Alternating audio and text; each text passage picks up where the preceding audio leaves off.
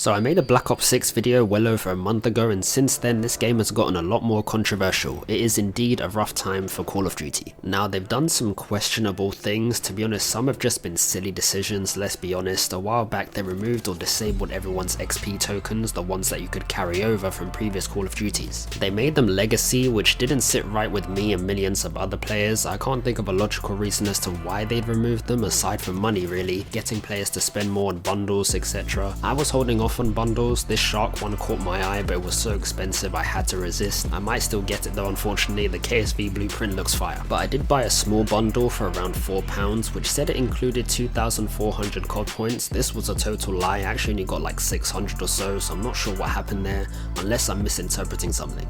Luckily they reverted this decision back for XP tokens, and I think they felt so bad that every free gift I receive now is a double XP boost. I'm not sure if this is the same reward for everyone else, but for the past few weeks I haven't got anything other than that. I think free gifts used to drop calling cards and charms as well, but now it's just tokens. So I guess they're trying to apologize for temporarily stealing everyone's XP boost. It's kind of funny. Speaking of XP boosts, I saw there was some debate on whether double XP weekends are working as intended. Now I was clueless on this, but compared to playing without tokens, I did feel a significant increase as my matches went by. When I got the Sorg, I managed to get the gun to max level and get the gun gold within 2 hours or so. Thank you Stakeout. Still sounds like a long time, and depending on your skill level you may get it done quicker, but for me that's the fastest I've gotten a weapon to gold and max level. But in terms of whether it was working or not, I believe the confusion lied with how the double XP was displayed. The exclusive Ace explained this very well in his video, but in essence when you finish a game all you see is your match XP get doubled and that's it. It doesn't actually tell you what type of XP is getting increased. First off, the amount of XP you get at base level depends on the map you're on. Smaller maps give you less XP, larger maps give you more, so Stakeout will give you 35 XP per elimination, whereas Vorkuta, a very large map, gives you 110 XP per kill. So that's one factor. And given that I got the Sorg to max level very quickly by just playing Stakeout,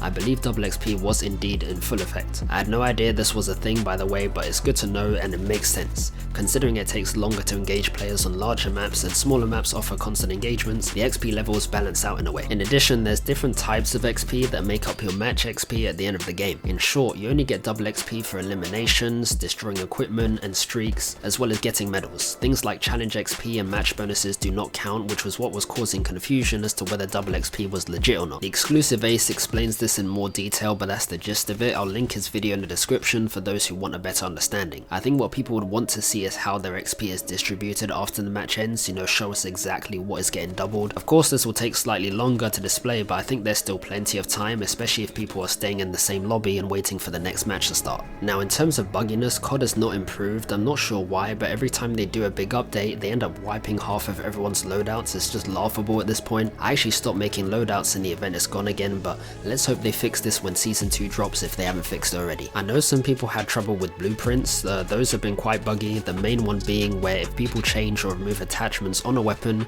it changes back shortly after or it doesn't reflect in game.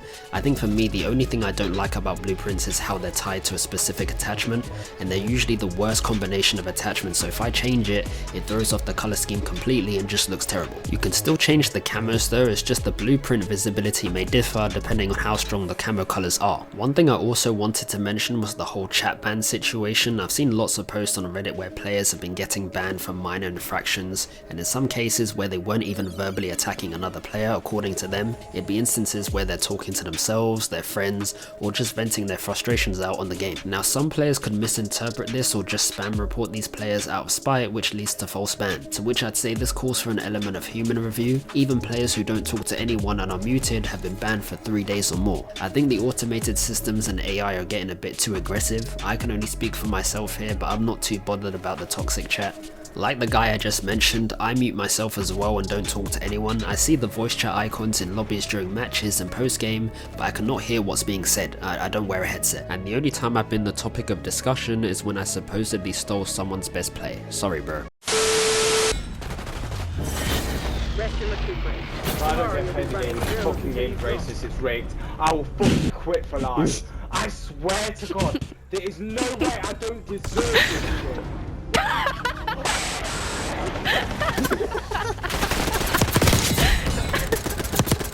There's no way. Right, 2, 3. That's gonna be used to kill you. 5 down. Is that it? Fuck. in their spawn tab. I was just bro, I did a full Sunday dinner.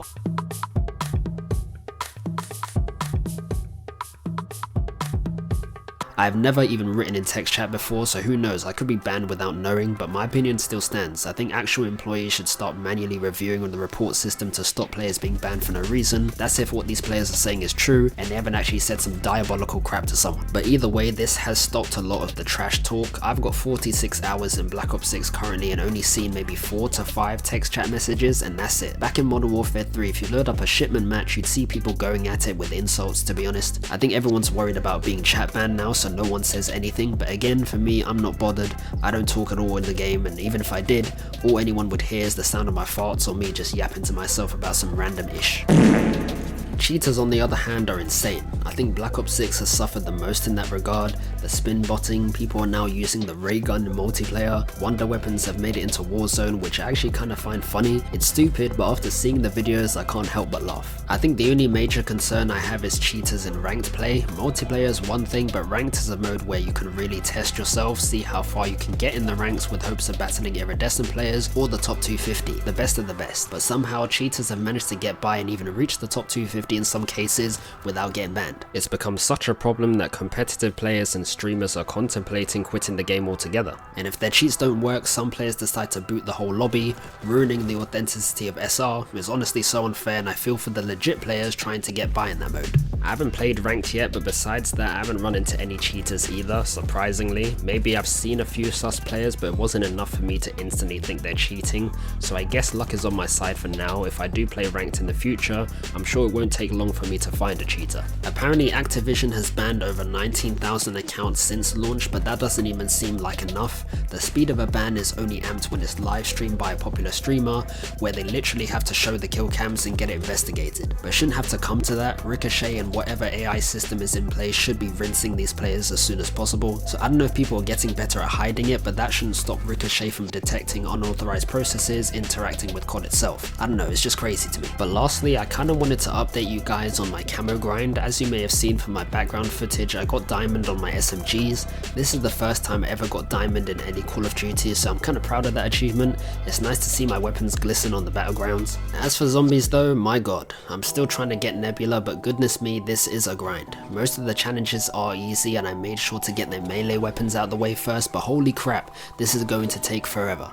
I honestly don't know how people have Nebula already. I think the Afterlife challenge will give me the most trouble for melee weapons, since you have to get 20 kills 10 times without taking damage. However, with a bit of research, it seems like using the Aether Shroud may help, so I'll see how it goes when I get there. Apart from that, my method has just been training zombies around the main building at the start and Liberty Falls for critical kills. Some weapons have been really enjoyable and satisfying to use, like the Krieg C, AK-47 and the Marine SP surprisingly, whereas some have been a bit of a pain, like the GS45 pistol.